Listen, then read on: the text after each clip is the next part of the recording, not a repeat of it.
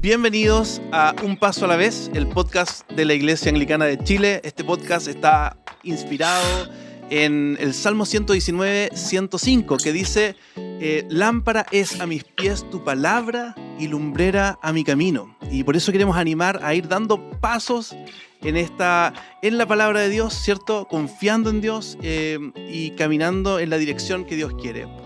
Y hoy día, en este sexto episodio, tengo la alegría de conversar y de compartir con ustedes una conversación con el pastor Víctor Silva de la preciosa ciudad de Valdivia. Para mi gusto, la ciudad más linda de Chile, ¿o no, Víctor? Amén. Así es. ¿Cómo estás? Mira, muchas gracias por invitarme. Muy bien, gracias. Y sí, Valdivia es espectacular para vivir. Qué lindo. Sí. Víctor es de la diócesis del sur, ¿cierto? Sí, así es. ¿Y por qué no nos compartes, Víctor, quién compone tu familia y en qué iglesia estás sirviendo? Para los que no me conocen, mi nombre es Víctor Silva Díaz. No solamente soy Silva, también Díaz. Y soy casado con Mercedes hace 30 años. Vamos a cumplir 31 años. Tengo 2 hijos, Belén de 25 y Vitín de 21. Llevo en San Marcos como pastor desde el año 2005. Así que son 17 años. Wow. Con toda esta transformación de la iglesia en provincia, quedamos dentro de la diócesis del sur.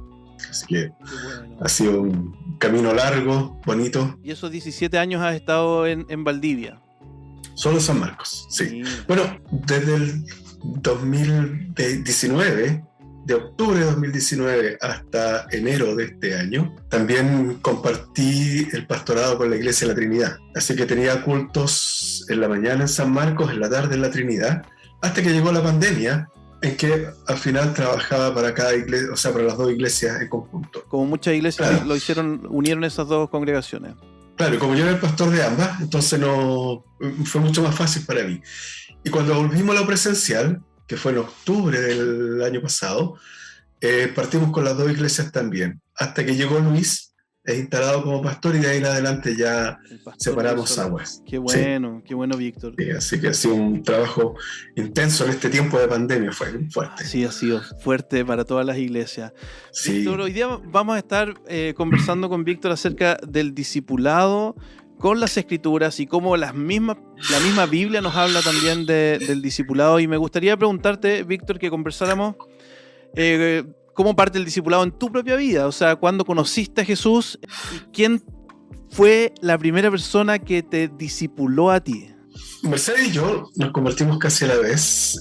Fue el año 1995. Fuimos a un encuentro de la iglesia anglicana aquí en Valdivia, que era la única de la Trinidad en aquella época. Bueno, yo entré ateo, salí creyente, pero en mi corazón, mi cerebro costó mucho. Costó varias veces.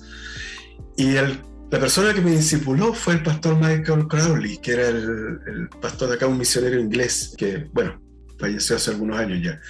Él fue mi primer, como diría, mentor, discipulador, digamos. Porque, recuerda, yo era ateo. ¿Qué características tuvo ese proceso para ti? El proceso fue de convencerme de que lo que estaba sintiendo era real. Wow. Y era real no porque yo creyera que era real, sino porque era real también afuera. Michael llegaba a nuestra casa y se iba a la 1 de la mañana, a veces yo lo aportillaba con preguntas y dale.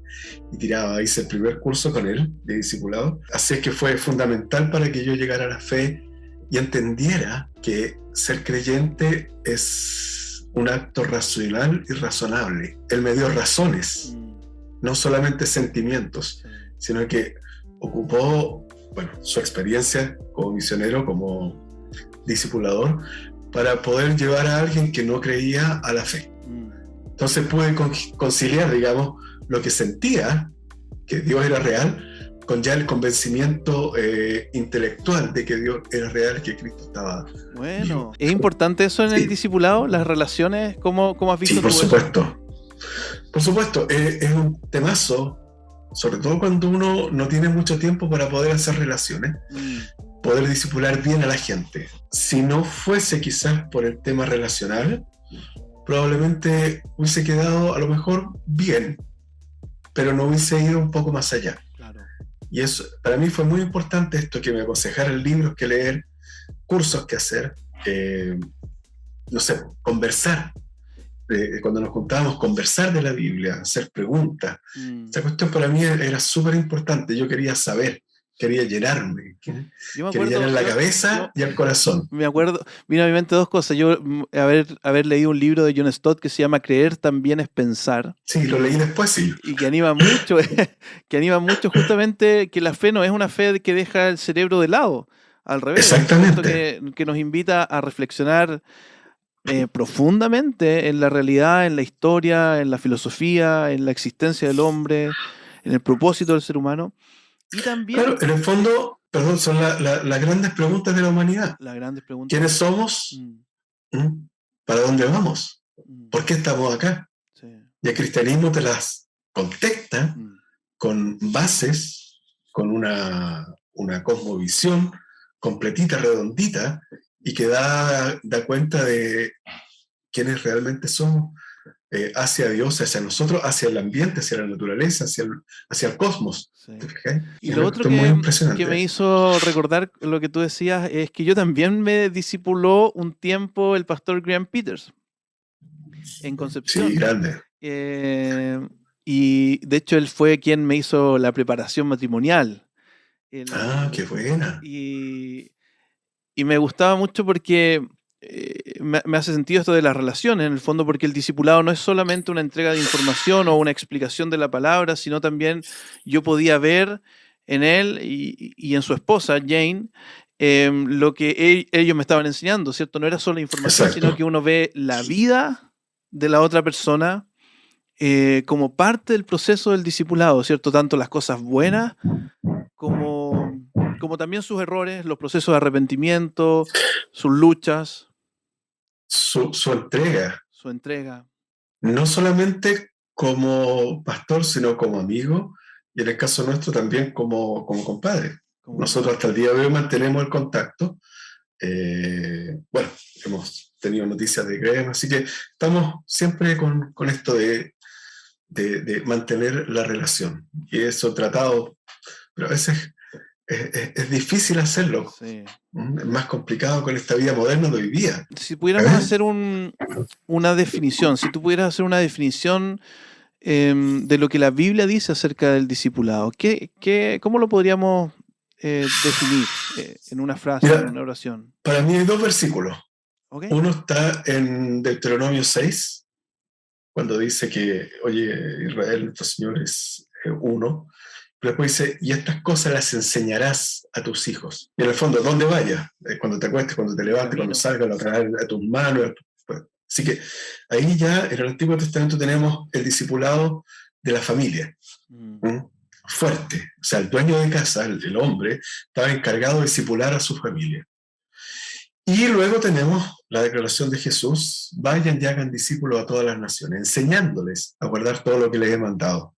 Y la promesa es que Él estará con nosotros cuando hagamos esto. mm, Entonces, en la Biblia, tanto en el Antiguo como en el Nuevo Testamento, tenemos esta visión de que el discipulado es algo que hay que hacer, que es ineludible y que viene dado desde Dios, entregado por Dios, hacia nosotros, a quienes Dios ha puesto a nuestro cargo, mm, ya sea como pastor, mm. ya sea como líder de algún ministerio o como líder de tu casa. Y súper ¿Mm? interesante lo que estás diciendo también, porque al hacer esta conexión con o sea, estos dos citas, ¿cierto?, del Antiguo y el Nuevo Testamento, me llama mucho la atención que en el Antiguo Testamento, ¿cierto?, es Dios Sí, diciéndonos directamente, mira, caminen en esto, enséñenlo, ¿cierto?, enseñen a los hijos. Pero en el Nuevo Testamento, Jesús dice, ¿cierto?, de Él, sí, enseñándoles todas las cosas que yo cosas, les he exacto, enseñado. O, y, wow, Él está entonces tomando el lugar de de Dios. Dios. ¿Claro? Entonces, el Es Dios discipulado hablando, es Dios en la tierra, es Dios en la tierra, es caminar con es Dios en la Jesús, tierra, es claro. caminar con Él, conocerlo. Y me gusta mucho esa imagen, ¿cierto?, de caminar, de un Sí, camino. sí, Em, ¿Cómo, cuánto entonces debería durar un discipulado y cómo tú lo has puesto en práctica en la iglesia San Marcos en Valdivia? el discipulado parte cuando tú te arrepientes, te vuelves a Cristo y termina cuando tú mueres. Así que es un camino, una maratón, que va a durar todo el resto de tu vida. Es un trekking largo. Claro, nunca vas a dejar de aprender. Yo tengo una experiencia con el Evangelio de Marcos, porque cuando estaba con Graham lo estudiamos en el CAT, digamos. Sí. Estudiamos Marcos. Y después lo estudié en el CEP. También. También lo estudié en el CEP. Y después lo enseñé. Lo enseñé en la iglesia, lo enseñé para un campamento en Temuco, lo enseñé en un congreso de jóvenes, lo enseñé con Luis, cuando hicimos su discipulado Luis Solar. ¿Ya? Al final lo he enseñado como 6 veces, entero.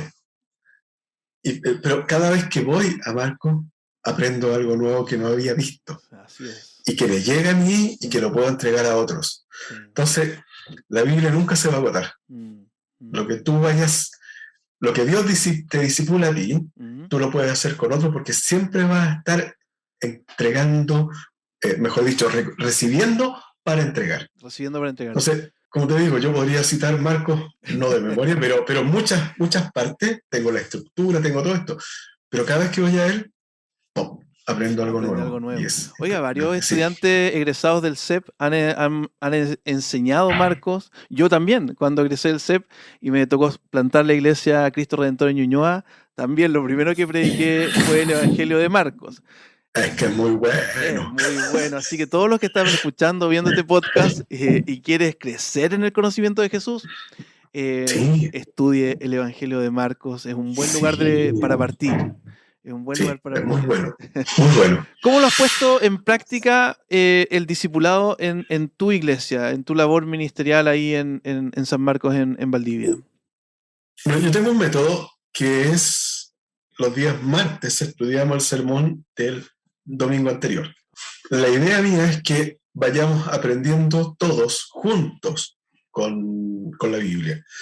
Por lo tanto, en los estudios, dependiendo del contexto, dependiendo del libro, dependiendo del tema, también lo hago con los sermones temáticos, vamos viendo a través de las preguntas todo: doctrina, historia, teología bíblica, estamos viendo personajes de la Biblia y, por supuesto, la aplicación hacia la iglesia y hacia nosotros mismos como personas.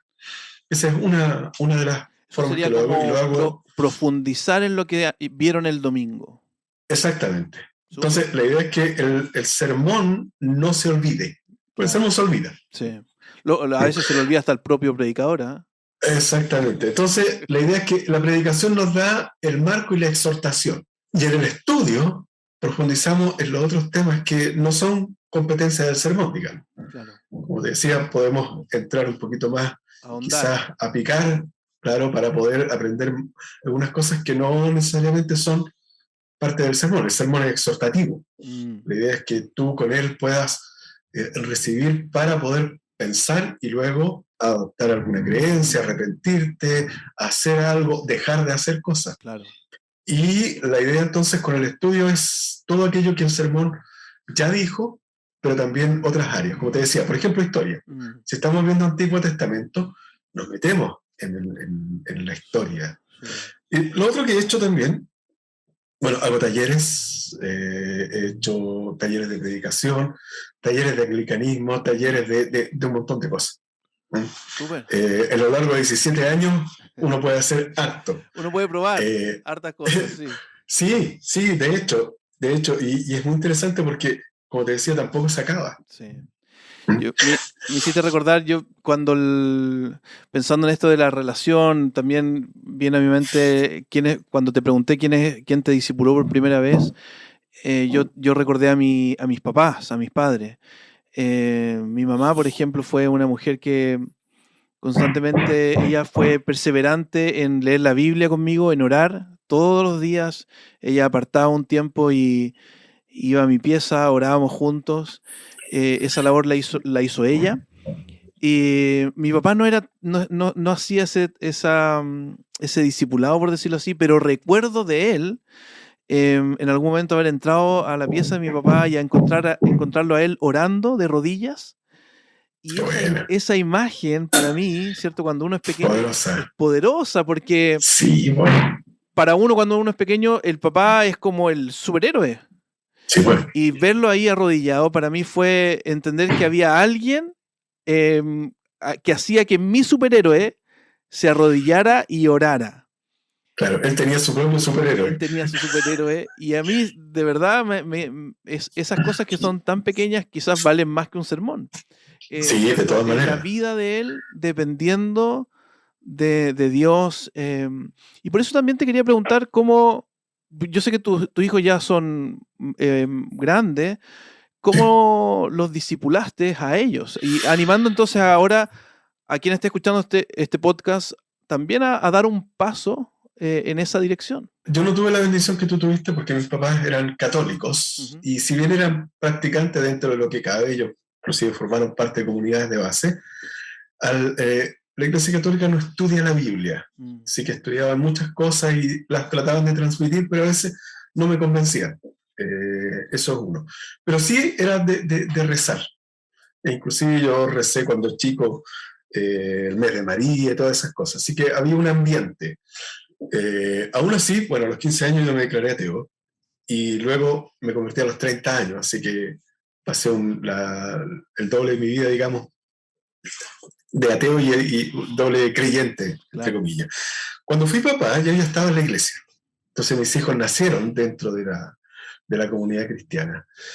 Y bueno, la bendición de ser pastor es que uno está harto en contacto con la Biblia. Entonces, quizás más que los demás hermanos. Y uno tiene también quizás algunas herramientas que pueden ayudarte a discipular a tus propios hijos. Pero tienes que estar ahí. Recuerdo cuando empecé a estudiar. Se requiere de tiempo. Claro. Cuando empecé a estudiar, las 2 primeras semanas, el primer mes, la puerta cerrada. Y los niños tocaban la puerta, papá, papá.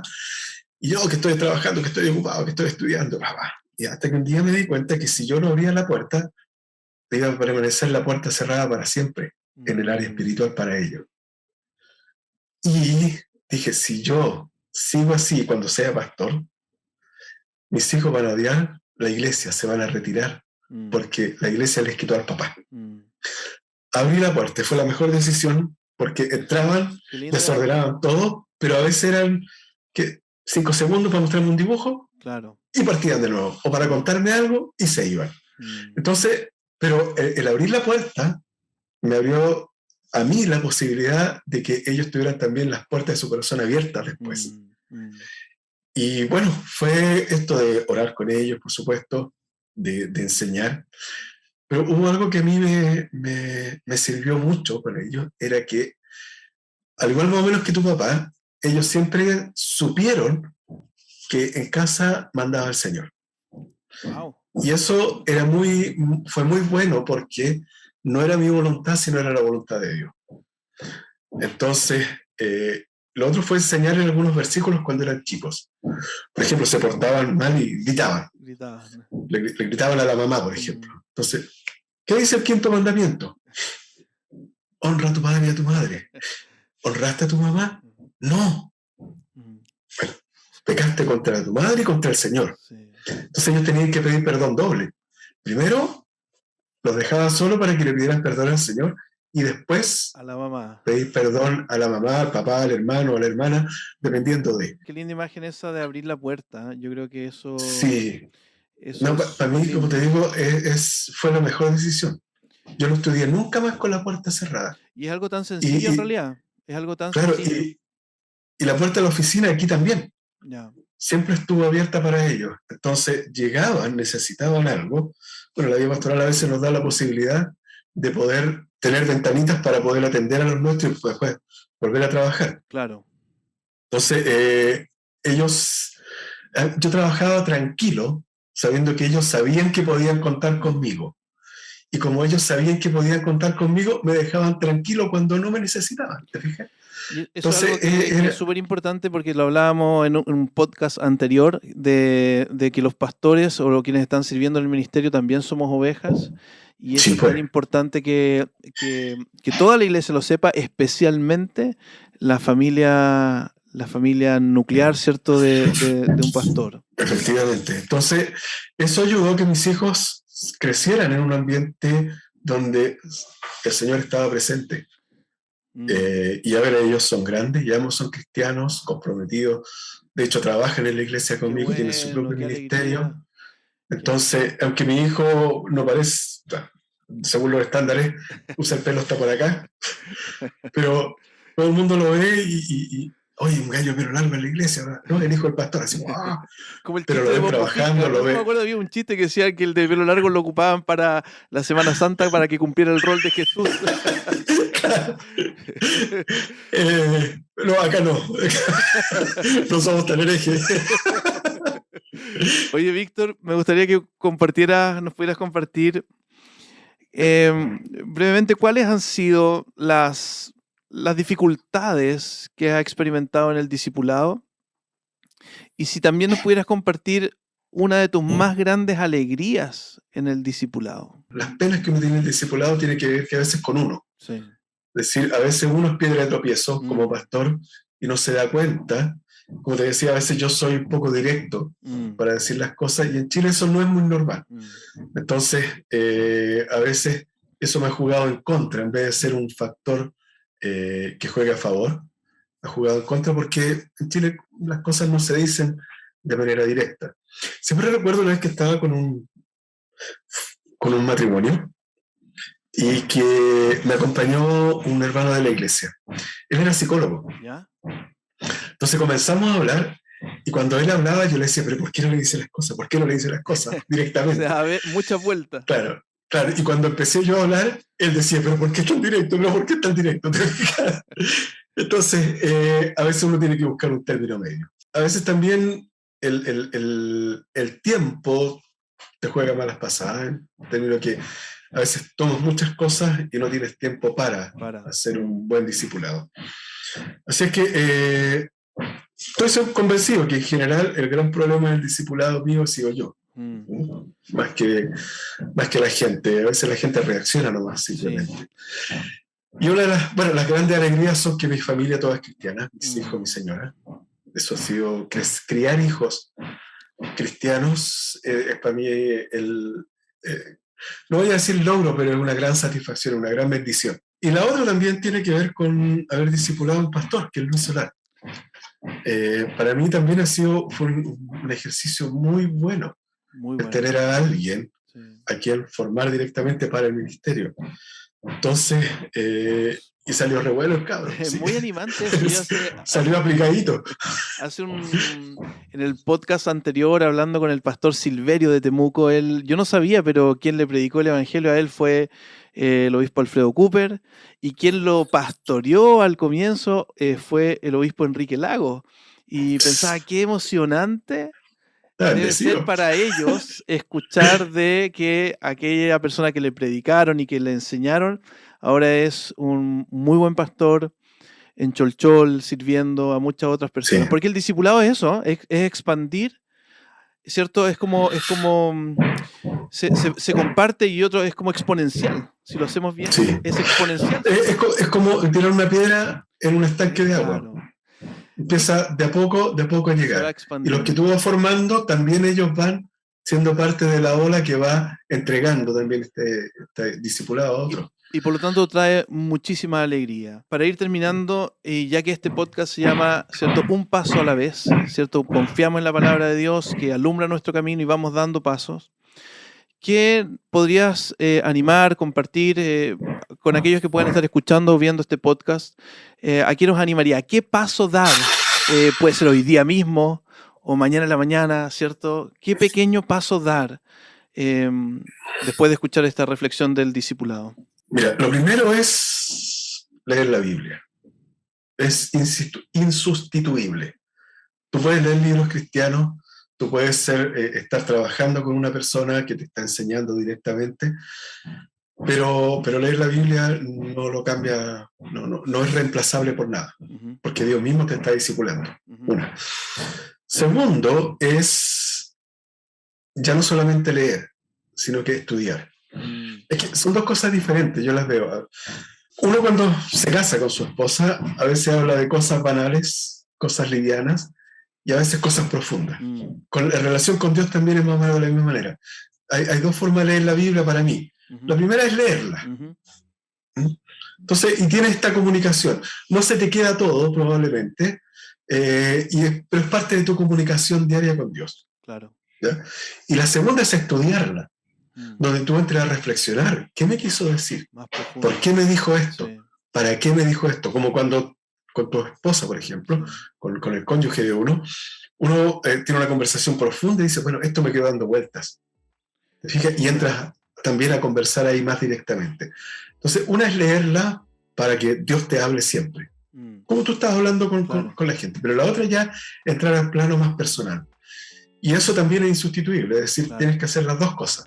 Lo segundo tiene que ver con participar en los estudios de la iglesia.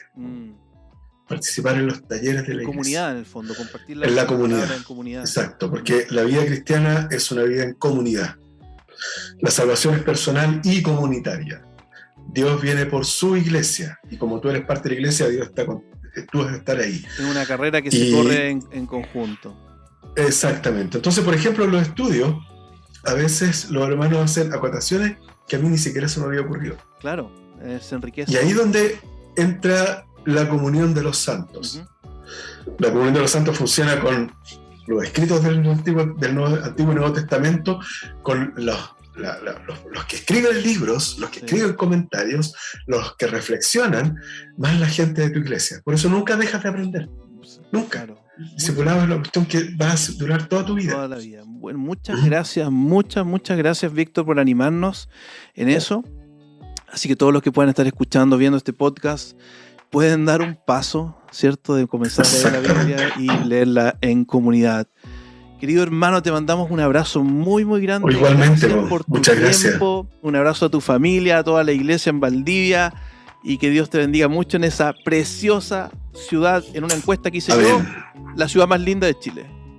Amén. Sí, no. 3 años seguidos salió la que sí. Mejor calidad de vida, así que bueno. Oye, también muchas gracias por invitarme, gracias por hacer liviana la entrevista, digamos, y también un saludo a los hermanos que están escuchando, pero también personalmente a ti y a la familia. Muchas gracias. Así que lo dejamos hasta aquí y esperamos compartir en las siguientes semanas un nuevo podcast de un paso a la vez, ¿cierto? Poniendo nuestra confianza en la palabra de Dios para caminar con Él hasta que lleguemos a su presencia. Un gran abrazo, Dios los bendiga mucho.